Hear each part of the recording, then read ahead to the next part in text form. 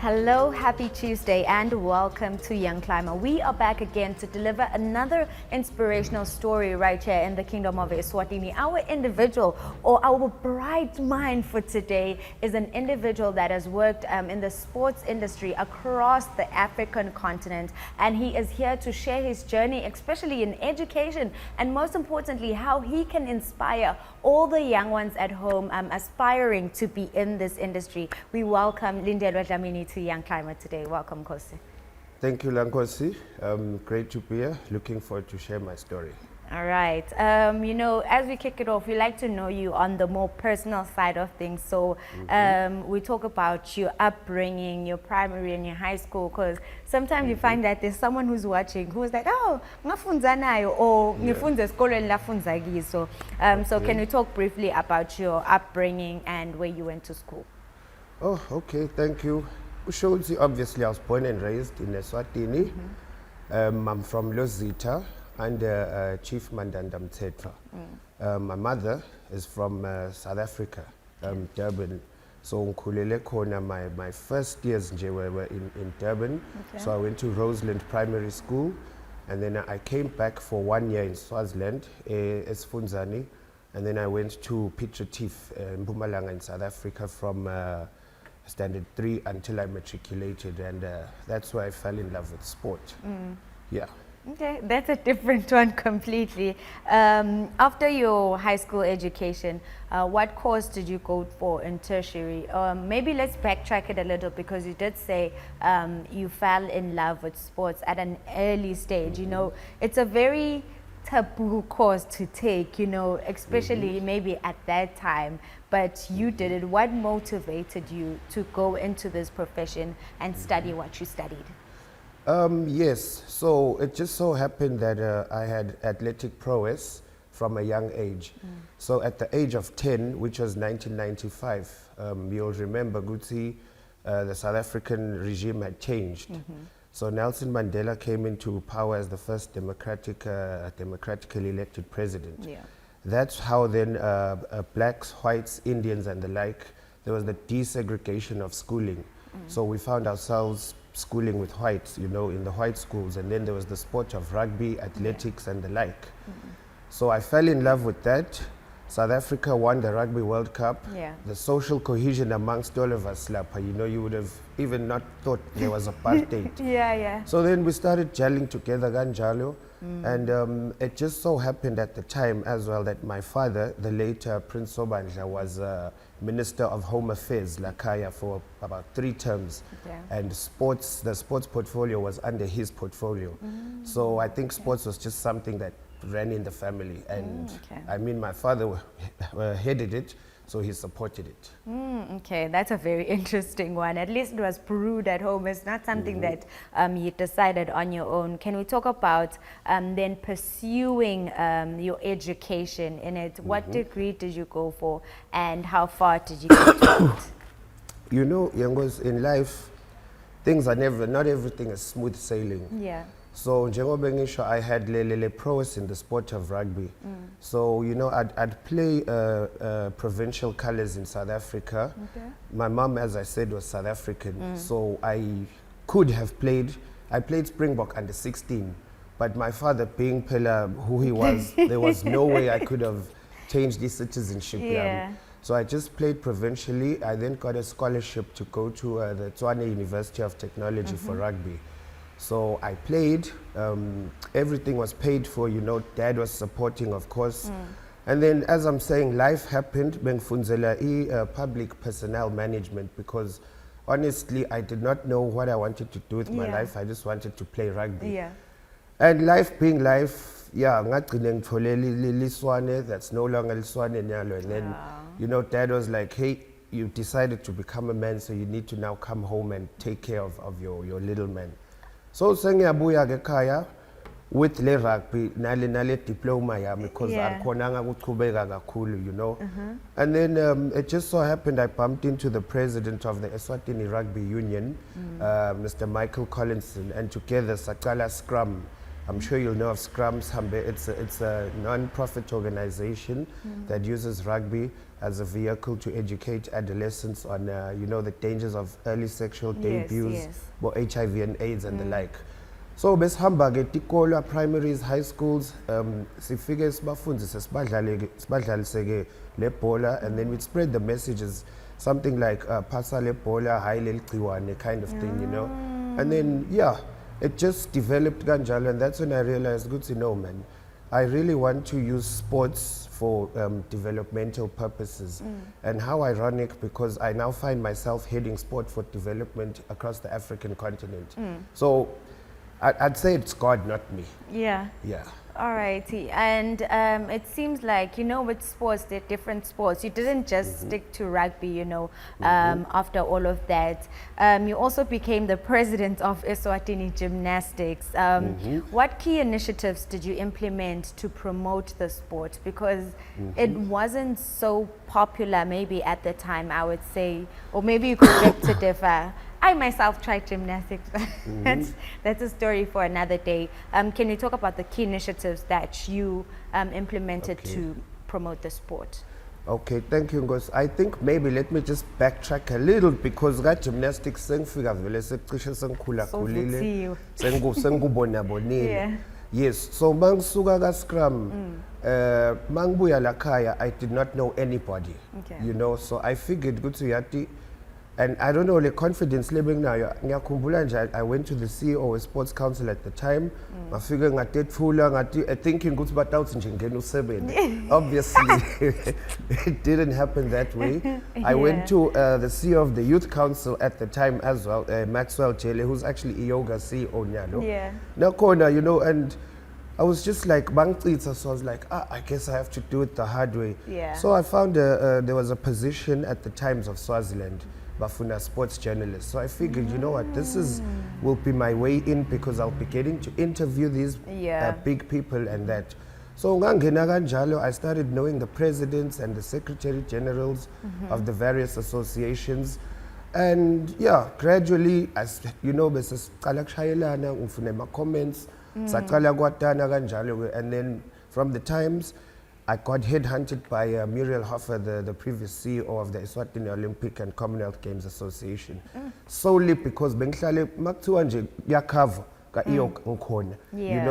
I'd show her my pros, I'd bring him super. I had a stint Konalakaya, Swazi TV, and then I joined the Singapetelo MVA Fund. And predominantly my duties in Gonyama Cup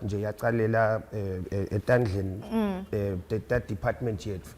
So I did that for 8 years before heading to, that's how I then joined gymnastics. Gymnastics, Muriel Hoffer, the CEO, was actually the president, but she left the country and she seconded me to take over the presidency. And now in your current role at the African Union Sports Council, what specific projects are you working on, if you could share? And of course, just the development of sports in Africa. Can you talk about that and how you're working on achieving those things? Okay, thank you, Tsatse. Maybe let me just elaborate a little bit, what the AU is, what the African Union Sports Council is, and how everything intertwines. We know the African Union, it's really the 55 member states on the continent. So within there's many organs. So we are the African Union, we are the technical office responsible for sports development and sport through development. So how it works is Sisebenda with Lama Ministries of Sport for the different member states, Eswatini included, through the regions. We have 5 regions, and then Tinesingle Secretariat, who ensures that we implement Lama decisions, La Shiwong Labo Minister of Sports as a collective. So if we come back, there's what we call the African Union Agenda 2063, which is Africa's blueprint project, Kufanana Nemas SDGs at African level. So one of the key things about the SDGs is we want to use sport for the socio-economic development of our African people.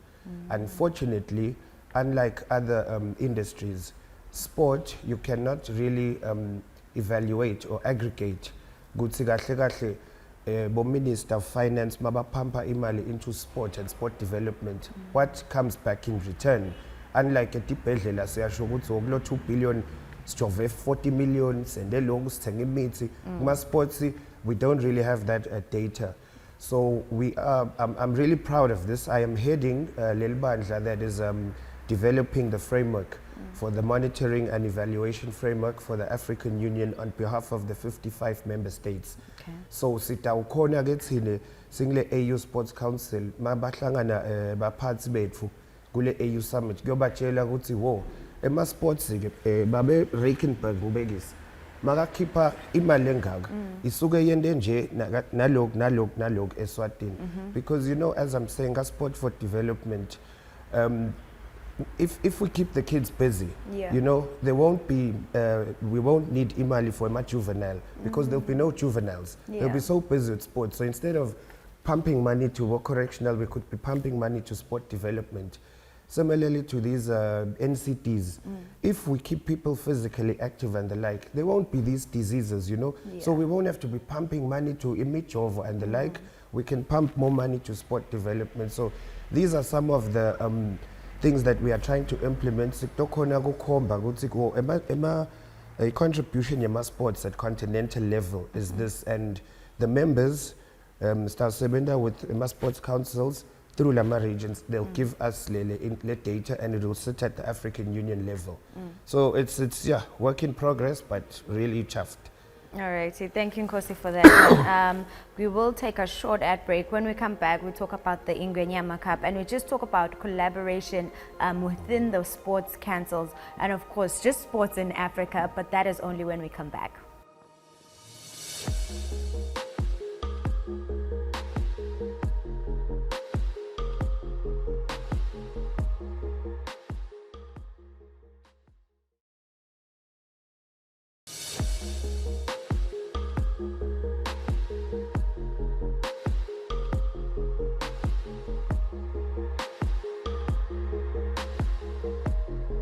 Welcome back. We are still having a conversation with Lindelwa Dlamini, now talking about, you know, earlier on you did mention the Ingwenyama Cup, but now we need to talk about the idea of sponsorship, because it most recently started becoming something that is a bit more acceptable, especially in sports industries and other industries, I would say.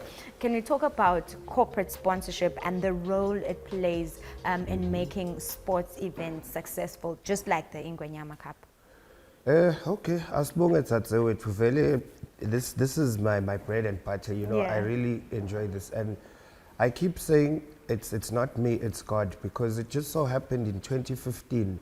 Ngasuka Swazi TV 2014, ngayaka MV 2015. The Ingwenyama Cup was not there. You know, they deal with more road accidents and accident victims.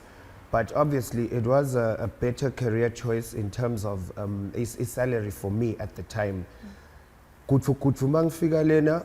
We sponsor the Ingwenyama Cup that very particular year. So I don't then now move away from the sports vocation that I absolutely adore. And Velebe Pasquale Tigolet. So we sponsored the Ingwenyama Cup. And I was fully involved, you know, because it was under our department,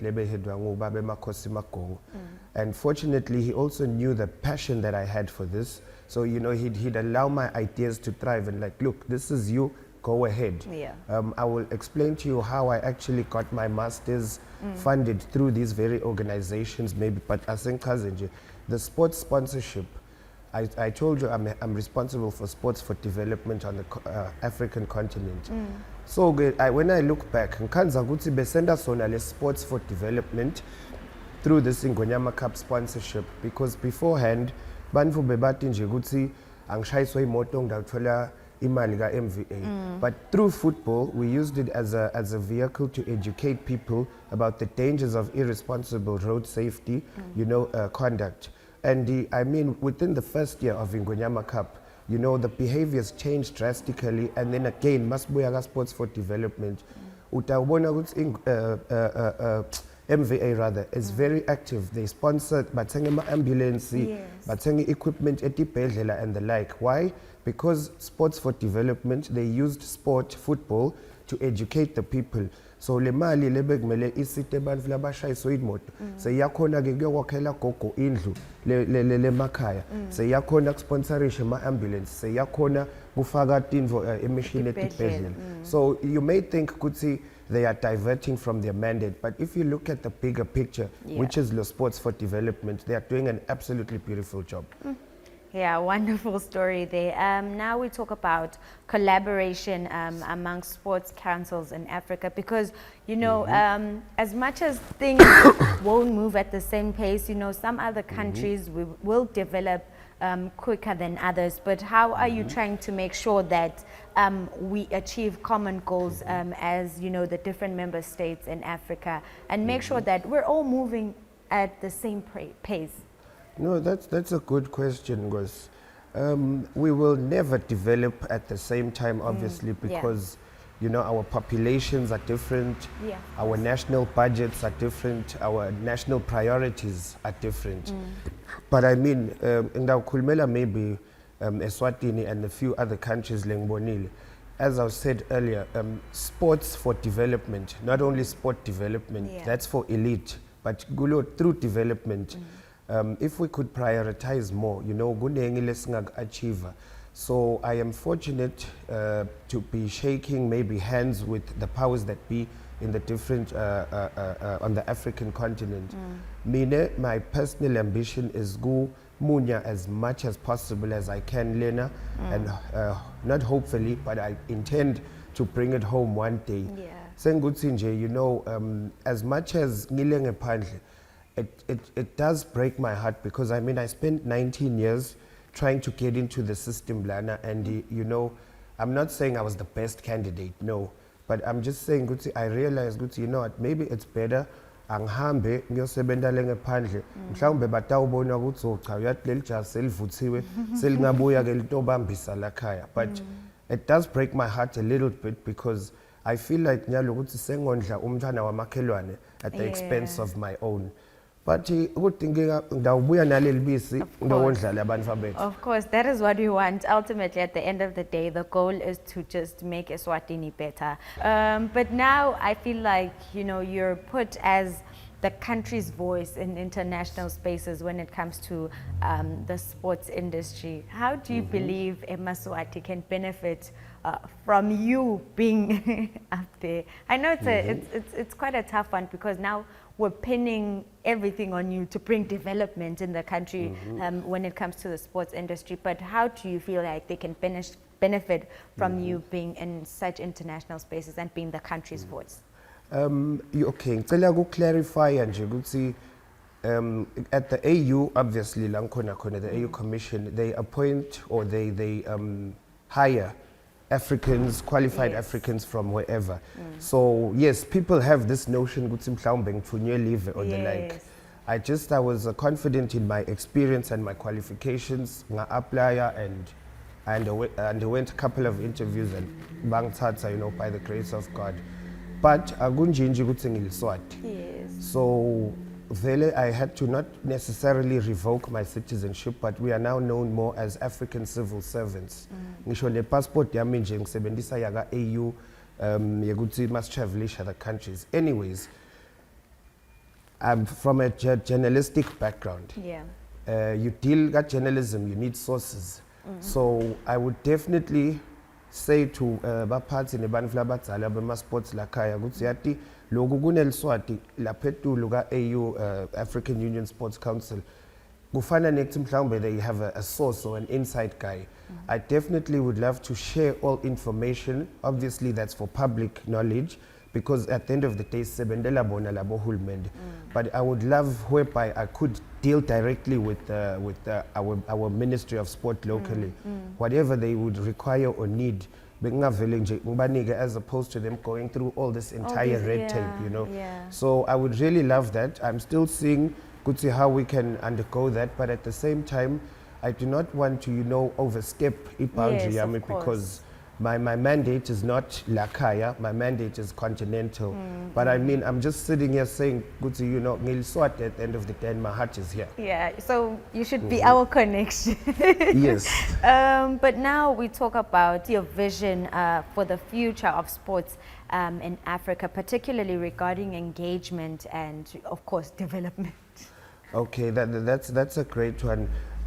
Firstly, meaning if we say we are in a rigorous process, sport is one of the biggest industries legally. There's many illegal industries that have a lot of money, but sport is one of the biggest. I mean, we are born about Premier League, about NFL and the like. So, I would advise little boys and girls who have the passion, gutsi ngena kuma sports, take it as a career path. Go and study. There's so many vocations within sport. You can be a physiotherapist, you can be a TV pundit, you can be a sports science expert, you can be an administrator, there are so many, and the field is really, really lucrative. So they should undertake this. We are on a campaign, we have free courses on our websites and the like, where we Sifunda bantu bathi ngalo Agenda 2063 using sport as a vehicle. So there's so many aspects to this, but I would just say open your eyes to sport, because the other fields are saturated, whereas sport, it's so broad. Yeah. And sports, I think, is one of the safest industries because it needs people. You'll never find maybe a robot replacing a runner. But now, just as we're breaking it down, reaching the end of our conversation, can you talk about who has been your biggest inspiration in your career and how that has influenced some of your work? Okay, ngiyabonga. There's a couple, and I'm hoping you can just give me a couple of minutes to say this, because I would not be here if it wasn't for them. Yeah.